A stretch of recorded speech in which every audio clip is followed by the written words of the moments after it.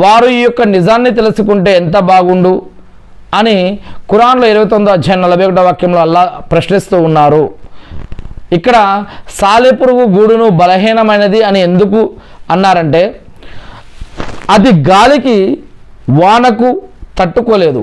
అలాగే సృష్టికర్తను వదిలి ఆయన సృష్టించిన ఈ యొక్క సృష్టిని నమ్ముకునే వారి యొక్క జీవితాలు కూడా ప్రళయ దినం, తీర్పు దినం, జడ్జిమెంట్ డే రోజు, మానవులంతా తిరిగి లేపబడి కర్మలకి యొక్క తీర్పులు తీసుకునే రోజు, స్వర్గం మరియు నరకమిచ్చే ఆ రోజు, ఆనాడు పరలోకంలో మరి వారి యొక్క జీవితాలు అంతటి అసమర్థంగా ఉంటాయి అని ఇక్కడ దేవుడు హెచ్చరిస్తూ ఉన్నారు.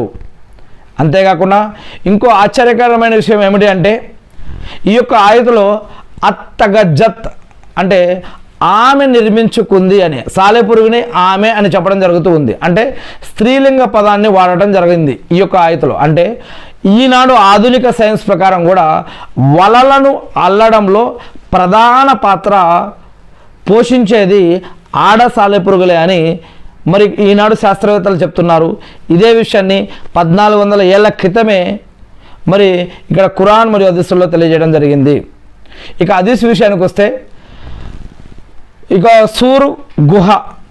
సౌర్ గుహ అనేటువంటి ఒక ఉదంతం ఉంది ఇస్లాంలో, హదీసుల్లో. ప్రవక్త ముహమ్మద్ సల్లల్లాహు అలైహి వసల్లం గారు జీవిత చరిత్రలో, సీరత్లో సాలెపురుగు పాత్ర చాలా కీలకమైనది. హిజ్రత్ సమయంలో అంటే ఆయన మక్కా నుంచి మదీనాకి వెళ్ళేటప్పుడు ఒక సంఘటన జరిగింది. అప్పుడు అల్లా యొక్క అద్భుత రక్షణకు ఇది ఒక నిదర్శనంగా ఇది తెలియజేయడం జరుగుతూ ఉంది.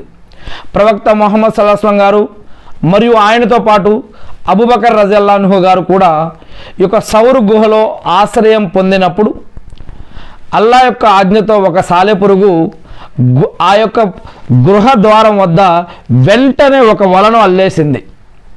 అల్లంగానే శత్రువులు ఆ యొక్క గుహ వద్దకు వచ్చినప్పుడు ఈ యొక్క సాలెపురుగు యొక్క గూడు అల్లి ఉండడం చూసి ఆ యొక్క ఒకవేళ ఎవరైనా లోపలికి వెళ్ళి ఉంటే ఈ యొక్క వల చిరిగిపోయి ఉండేది కదా, కాబట్టి ఇక్కడ వల ఉంది అంటే లోపల ఎవరు ఉండే అవకాశం లేదు అని భావించి వాళ్ళు వెనుదిరిగి వెళ్ళిపోతారు.